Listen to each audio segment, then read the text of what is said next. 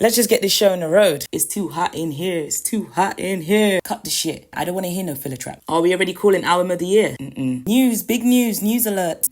Who's on it? Is it Jay-Z? Is it Jay-Z? Or is this, like, who's on it? Forgive. It is so bloody hot in London right now. Over 30 degrees.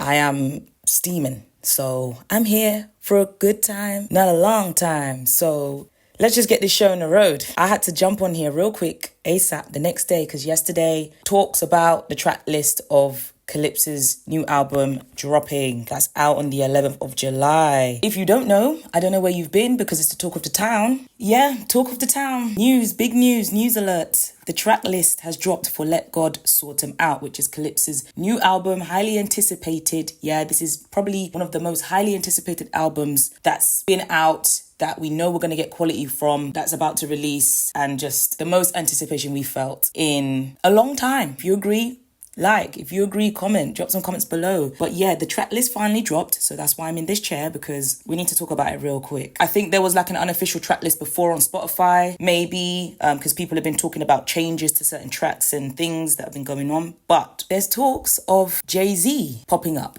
Now, I'm trying to understand where that came from, because we've got a So Be It Part 2. Is that going to be with the same instrumental? Is it going to be with the same production? Because So Be It is not actually on the album. So do we know, is that because of clearances? Is that because the lyric committee has pulled it for some sort of lyrics? Is it not getting cleared? Because I watched an interview with Pusha T and Malice on there, and Pusha T was explaining about, since he dropped Story of Adenon, the one that he did about Drake having a child, his music has had to go through a lyric committee. And a lyric committee basically dissects his bars and goes through all of his bars to see he's not got any hidden messages in there. And he explained himself, even when there's a track that has something in it versus a track that doesn't have anything in it, they might not find the pieces in the track that has something in it, but they will pull the track that's got nothing in it. And he's like, what? There's nothing even in this song, basically. So that's what he was explaining on a podcast,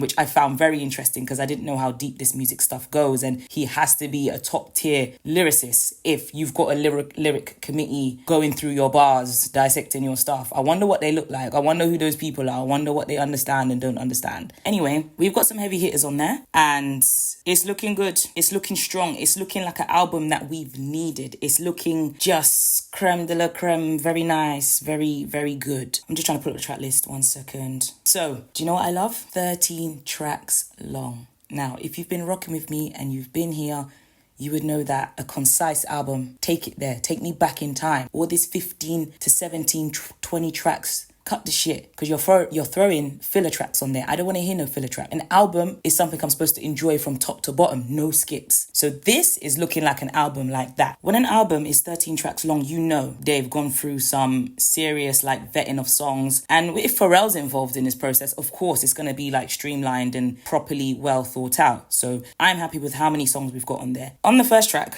we've got John Legend. Yeah, it's called And Voices of Fire. And the track's called The Birds Don't Sing. I can already hear John Legend's vocals. I can already hear him belting out those vocals and just projecting his voice, and it making me feel just good. I wonder if there's going to be any pianos on that track, because you know a piano and John Legend go well together. That is what you probably call an intro. It sounds strong.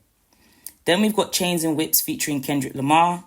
I'm not sure if it was supposed to be that way. Maybe someone said it changed. I'm not sure. But anyway, we've all heard a snippet of that.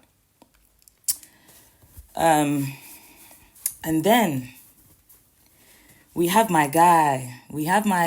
On the third track. Yeah, this is so strong, guys. Can we just deep it? John Legend on intro. Chains and Whips featuring Kendrick Lamar. Track number 2 already. Yeah.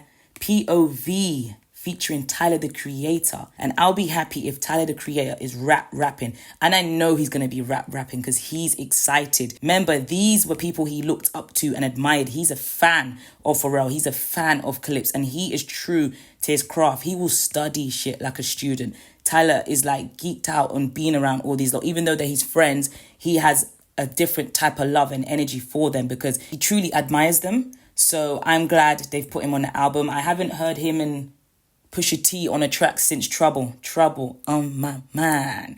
I got trouble on my mind. I ain't listened to that in a long time. And then we go on to track number 4, which is So Be It Part 2. And as I was saying earlier on, who's on it? Is it Jay-Z? Is it Jay-Z? Or is this, like, who's on it? Where did we get wind from that Jay-Z might be on it? And is it going to be a different instrumental? I was looking at Reddit and different things, and people were saying that they heard a different instrumental in the LV fashion show. So it could be that instrumental, or maybe not. What if that So Be It was the first So Be It before the one that dropped, and they changed the instrumental? We don't know. We don't know how many processes these guys go through. So I look forward to seeing that. I look forward to seeing who's on that. I look forward to hearing what production it is. If it's the same production, different production. Is it just Jay-Z? Is there going to be multiple people?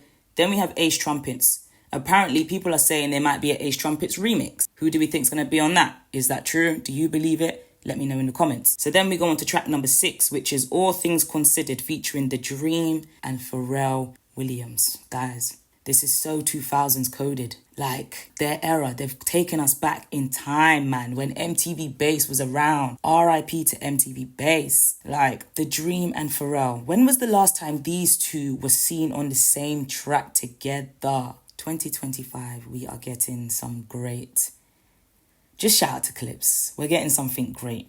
I don't even need to hear the tracks yet. I just know by this track list is something great, guys. Just wonder how it's going to be. And then we've got MTBTTTF, which stands for Mike Tyson Blow to the Face, right? And again, is that going to have any features? Are they hiding any features on that? Or is it just solos? Because I'm looking at the list and it's very feature heavy. So maybe they're keeping a few of them songs just for themselves to show up on it. But I like an album like this. I can deal with it being feature heavy because he hasn't gone in with what's popular. He's gone with who is elite in this thing. Yeah, Kendrick Lamar's been popular over the past few years because of the beef XYZ, but that's not why he's on here. He's on here because he's an elite rapper.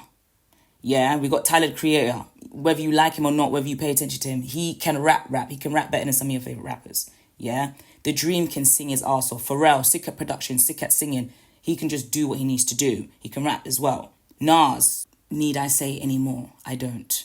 And then Stove God Cooks. I haven't even got there yet, but I'm just reading out the features list, yeah? Then I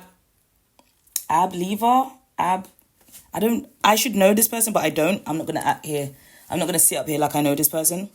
But I saw a lot of talks about this person and them being on previous albums of Pusha T's. So people are sounding excited to see that there's a feature from this person. Apologies if I've pronounced it wrong. So Pharrell is featured on this 3 times. Do we know, is it just going to be his name because he's on production? Is he going to sing on some of them? Is he going to rap on some of them? We don't know, but very highly anticipated. So anyway, 7th track was Mike Tyson Blow to the Face. That's what that stands for. And then EBITDA stands for Earnings Before Interest, Taxes, Depreciation and Immortization, sorry. I don't know what they mean by that, but I look forward to seeing what they pull up with the lyricism and the lyrics and everything and where they're going to take it. And then we've got Inglorious Bastards featuring Abliver. I hope I'm saying it right. And then we got on the 11th track, So Far Ahead featuring Pharrell Williams. And then we got on track 12, Let God Sort 'Em Out, Chandeliers featuring Nas. This is going to be pristine, upper echelon business. And then we've got By the Grace of God on the closing track featuring Pharrell Williams. So this is looking very strong, guys. A couple of people are here. A lot of people are here and listening and outside and ready for this project, yeah? Oh, I forgot to mention one track. The track number 9 with Stove God Cooks, which is FICO. I forgot to search what that one meant. I had it somewhere, but I really look forward to this album. I'm highly anticipated. Like I said, I've had it saved from last month. This is what you call an album rollout. When people are talking, when blogs are talking, when people are doing podcasts like nobody's other, when everybody's trying to get no clips on the pod. This is how you do an album rollout. And I really, really can't stress this enough to the younger generation and people who want to do music. Take note of the OGs because they have a different source. They have a different hunger. They have a different energy about themselves. They carry themselves in a different way. This is why they can be in the game for as long as this, still rapping at the age that they are. Like, we're not going to age shame anybody still in their craft, still in their passion. They've been doing this a long time and it shows. Everyone's talking about this right now. Shout out to everybody who are new subscribers here as well. Shout out to all of you, 20 plus of you. Yeah, you really blew up my YouTube channel, and I'm really grateful because yeah, that just goes to show. I done that So Be It review. If you've not watched it, check it out. I've done Ace Trumpets as well. Let me know if you want me to do the Ace Trumpet colours. When I saw it, I lost my mind. Yeah, do not talk to me about that song. Don't talk to me about that production, bruv, because But yeah, shout out to all of you. Thank you for being here. Thank you for rocking with me. And this just goes to show it's just the highlight. Anyone looking to drop music album projects between now and the 11th, you better hold off, because it's not about you right now. It's about Clipse, yeah? It's about Pusha T. It's about Malice, yeah? So I hope everybody's ready, because I motherfucking am. I'm going to be up till 12 at night. I'm going to be ready. I don't know what time it's dropping in the UK, but I'm going to make sure I'm here. I am going to make sure I am here. People are wondering if So Be It's going to be dropped on streaming, because it's not on streaming yet, is it? And they're wondering why. What's going on in the music business? What's going on behind the scenes as to why it's not there? How long do we think some of the songs are? With elite features like this and strong OGs who sit at the top of this thing lyrically, whether they're in your top 5 or not. Are we already calling album of the year? We've only got 6 months left, or 5 months left, or whatever. Based on the roller, I don't know. Let me know in the comments, what's competing with this if someone was to drop? What artist do you think would compete with this project-wise if they was to drop a project towards the end of this year? Who do you want to see drop a project? Who do you want to see drop a project? Let me know in the comments. Just by the rollout, just by the way that they're delivering, just by the vibes, yeah? And if it's album of the year, we are going back in time, yeah? Because hip-hop, real rap is standing the test of time. Kendrick Lamar took it motherfucking home last year. So after being on a hiatus for 15 years, as a duo, brothers, is Clipse going to take it home with album of the year, or is it too soon to call it? Let me know in the comments below. But yeah, it's a highly anticipated album. The hype has been real. Every time I go on my timeline, every day I look at something, it's talk of the town. So this is what you call a big buzz, and I highly doubt it's going to be an underwhelming album. I highly think that our gas, our energy, our anticipation for this album is going to be met with greatness.